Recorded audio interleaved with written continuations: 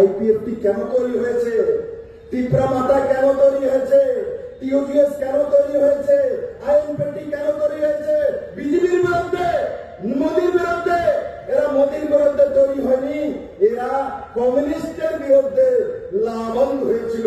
এরা কমিউনিস্ট হটানোর জন্য বিজয় uncle INPT তৈরি করেছিল। আইপিএফটি আমাদের এনসি দেববর্মা পদ্মশ্রী আইপিএফটি, এখানে শুক্লাচরণ কৃষ্ণচন্দ্র জমাতি আছেন, এরা বিজেপি হটানোর জন্য তৈরি হয়নি, কমিউনিস্ট হটানোর জন্য তৈরি হয়েছিল।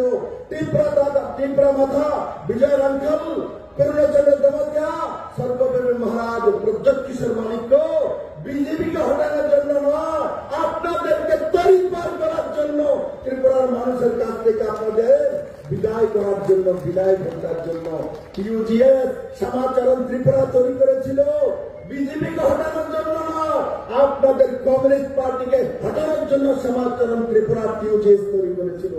বুঝতে অসুবিধা এখন, বুঝতে স্যার মানিক বাবু দুদিন পরে পরে কথা উল্টিয়ে দেন।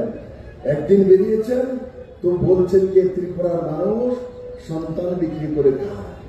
আমি যখন বলেছি যে আপনি যদি একটা উদাহরণ প্রস্তুত করতে পারেন যে ত্রিপুরার মানুষ সন্তান বিক্রি করে খায়, তো রাজনীতি ছেড়ে দেব।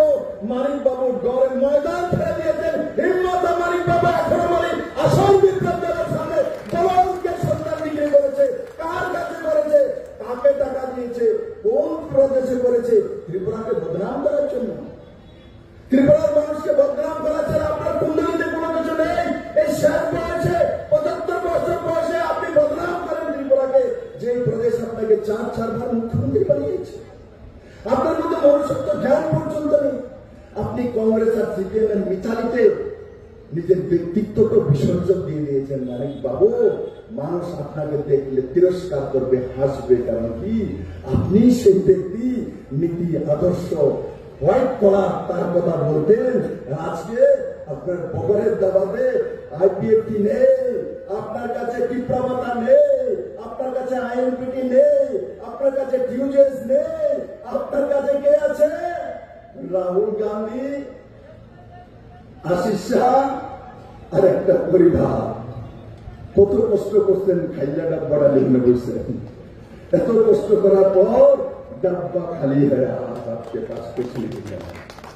आज डब्बा खाली है आपके